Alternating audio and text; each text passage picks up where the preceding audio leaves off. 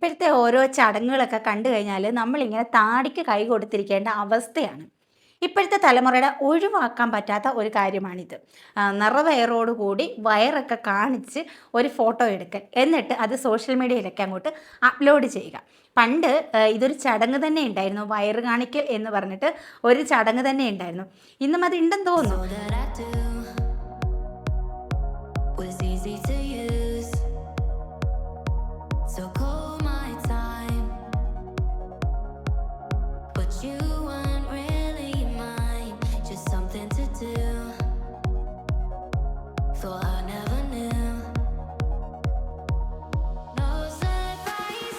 പണ്ടത്തെ ഒരുപാട് ചടങ്ങുകൾ ഇന്ന് റീച്ചിന് വേണ്ടിയിട്ടും ക്യാഷിന് വേണ്ടിയിട്ടും സോഷ്യൽ മീഡിയയിൽ കൊണ്ട് വിതർന്ന കാഴ്ചകളാണ്.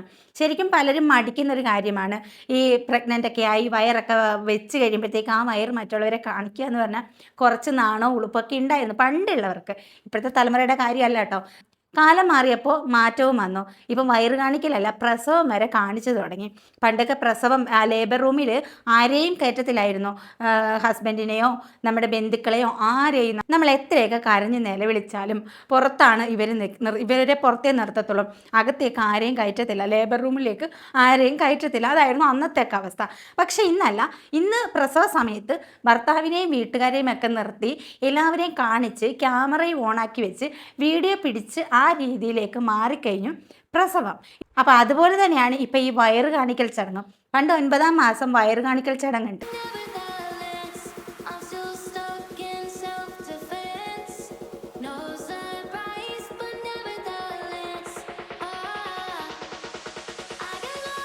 ഏഴാം മാസം പെണ്ണിനെ വിളിച്ചുകൊണ്ട് പോകുന്നു.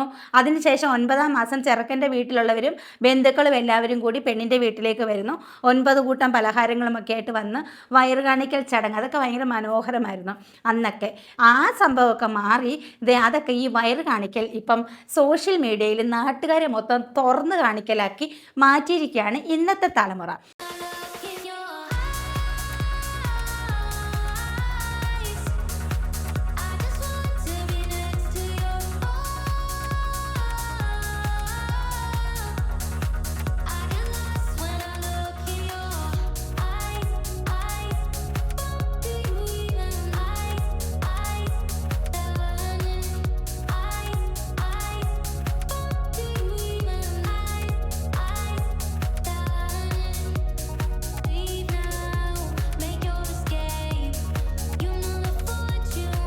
ഇതൊക്കെ കാണുമ്പോൾ നമ്മൾ അന്തം വിട്ടിരിക്കുകയാണ്. നമ്മുടെയൊക്കെ കാലത്തും ഈ സംഭവങ്ങളൊക്കെ ഉണ്ടായിരുന്നു.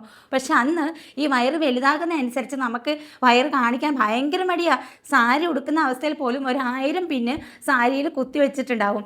എത്ര വയറ് വലുതായി എന്ന് പറഞ്ഞാലും ഈ വയറ് ഡോക്ടർ അല്ലാതെ വേറെ ആരും, ഡോക്ടറും നേഴ്സുമാരും അല്ലാതെ വേറെ ആരെയും കാണിക്കത്തില്ല. നമ്മൾ അത്രയ്ക്ക് മൂടിപ്പൊതിഞ്ഞ് വെച്ചിട്ടാണ് അന്നൊക്കെ നമ്മൾ ഡ്രസ്സിങ് ആണെങ്കിലും എല്ലാം അന്നത്തെ പെണ്ണുങ്ങൾ അങ്ങനെയൊക്കെ തന്നെയായിരുന്നു. പക്ഷേ ഇന്ന് ഈ വയറ് കാണിക്കൽ ഒരു ചടങ്ങായി മാറിയിരിക്കുക, ഒരു സംഭവമായിട്ട് മാറിയിരിക്കുക. ഈ കാർന്നവന്മാർ വയറ് കാണാൻ വരുന്നത് പോലെ അല്ല കേട്ടോ, സോഷ്യൽ മീഡിയയിൽ. ഇതിപ്പോൾ തരംഗമായിട്ടുള്ളത് സോഷ്യൽ മീഡിയയിലാണ്. എനിക്ക് തോന്നുന്നു ഈ ഗർഭിണി ആകുന്നത് പോലും ഈ സോഷ്യൽ മീഡിയയിൽ ഇതുപോലെയുള്ള പ്രകടനങ്ങൾ കാഴ്ചവെക്കാൻ വേണ്ടിയാണോ എന്ന് പോലും ചിന്തിച്ചു പോകുന്നുണ്ട്.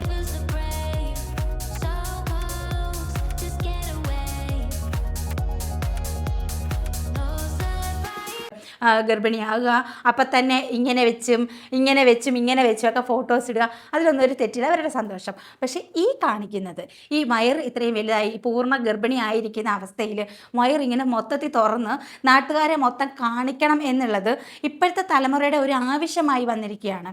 അപ്പോൾ ഇതിനെയൊക്കെ കണ്ടപ്പോഴത്തേക്ക് നമ്മുടെ തലമുറയ്ക്ക് എത്ര മാറ്റം വന്നു എന്നുള്ളതാണ്. പറഞ്ഞിട്ട് കാര്യമില്ല, പ്രസവം വരെ തുറന്ന പുസ്തകം പോലെ കാണിച്ചിരിക്കുകയാണ്. പക്ഷെ പണ്ട് കേട്ടുകേഴ്വി മാത്രമേ ഉള്ളൂ നമുക്ക്. പ്രസവം ഭയങ്കര വേദനയാണ്, അങ്ങനെയാണ് ഇങ്ങനെയാണ് എന്നൊക്കെ. നമ്മൾ ലേബർ റൂമിലേക്ക് പോകുമ്പോഴത്തേക്ക് പ്രാർത്ഥനയോടെ ലേബർ റൂമിന് വാതിൽക്കൽ നമ്മുടെ ബന്ധുക്കളും നമ്മളെ സ്നേഹിക്കുന്നവരും ഒക്കെ പ്രാർത്ഥനയോടെ പുറത്ത് ഇങ്ങനെ ടെൻഷൻ അടിച്ച് ഓടി നടക്കുന്ന കാഴ്ച, ഇതൊക്കെ സിനിമയിലും കണ്ടിട്ടുള്ളതാണ്. ഭാര്യ അകത്തേക്ക് കൊണ്ടുപോകുന്നു, ഭർത്താവ് ടെൻഷൻ അടിച്ച് അങ്ങോട്ടും ഇങ്ങോട്ടും നടക്കുന്നു. ആ ഒരു ടെൻഷൻ ഇപ്പം അതൊന്നുമില്ല. കാരണം ഇപ്പം ഭർത്താവിനും ബന്ധുക്കൾക്കും ക്യാമറയ്ക്കും ഫോണും ഓണാക്കി വെച്ച് വീഡിയോ പിടിക്കുന്ന അത്രയും വരെ എത്തി നിൽക്കുകയാണ് നമ്മുടെ ഈ പുതിയ തലമുറ. അപ്പം അത്രയും നമ്മുടെ കാലം വളർന്നു എന്നുള്ളതാണ്. ആദ്യമൊക്കെ കല്യാണമായിരുന്നു. കല്യാണം ഇതുപോലെ ആഘോഷമാക്കുക, പല പല കാര്യങ്ങൾ കല്യാണങ്ങളിൽ കോപ്രായങ്ങളും കോമാളിത്തരങ്ങളും കാണിക്കുക, ചെറുക്കനെ പറ്റിക്കുക, പെണ്ണിനെ പറ്റിക്കുക, അങ്ങനെ പല രീതിയിലുള്ള കാര്യങ്ങൾ കാണിച്ച് സോഷ്യൽ മീഡിയയിൽ അപ്ലോഡ് ചെയ്യുന്നതായിരുന്നു അന്നത്തെ ഒരു രസങ്ങളൊക്കെ. പക്ഷേ ഇന്ന് അത് പ്രസവത്തിൽ വരെ എത്തി നിൽക്കുകയാണ്. ഇനിയിപ്പോൾ കാണിക്കാനായിട്ട് ഒന്നുമില്ല. കല്യാണം, ആദ്യരാത്രി, പ്രഗ്നൻ്റ് ആവുന്നത്, ആ പ്രഗ്നൻ്റ് ആവുന്ന ആദ്യത്തെ ഡേ മുതൽ പ്രസവം വരെ, കുഞ്ഞിൻ്റെ നൂലുകെട്ട് വരെ കംപ്ലീറ്റ് കാര്യങ്ങളിലും സോഷ്യൽ മീഡിയയിൽ തുറന്ന് കാട്ടിയിരിക്കുകയാണ് ഇന്നത്തെ ദമ്പതിമാർ. ഇതൊക്കെ കൊണ്ട് ഇവർ എന്താണ് ഉദ്ദേശിക്കുന്നത് എന്ന് മനസ്സിലാവുന്നില്ല. അപ്പോൾ ഇങ്ങനെ അങ്ങോട്ട് പോയി കഴിഞ്ഞാൽ എന്താവും നമ്മുടെ ഈ പുതിയ തലമുറയുടെയൊക്കെ അവസ്ഥ എന്തായിരിക്കും? ഒരു 4-5 വർഷമൊക്കെ കഴിയുമ്പോഴത്തേക്കും എന്തായിരിക്കുമെന്ന് നമുക്ക് ചിന്തിക്കാൻ പോലും ആവുന്നില്ല. അപ്പോൾ എന്തായാലും ഈ ഒരു വിഷയത്തെക്കുറിച്ചിട്ട് നിങ്ങളുടെ അഭിപ്രായം കമൻറ്റ് ചെയ്യുക. അതുപോലെ തന്നെ ലൈക്ക് ചെയ്യാനും ഷെയർ ചെയ്യാനും കൂട്ടത്തിൽ ഹൈപ്പും കൂടി ചെയ്യാൻ മറക്കരുത്. അപ്പോൾ മറ്റൊരു വീഡിയോ ആയിട്ട് വീണ്ടും കാണാം. ടാറ്റാ.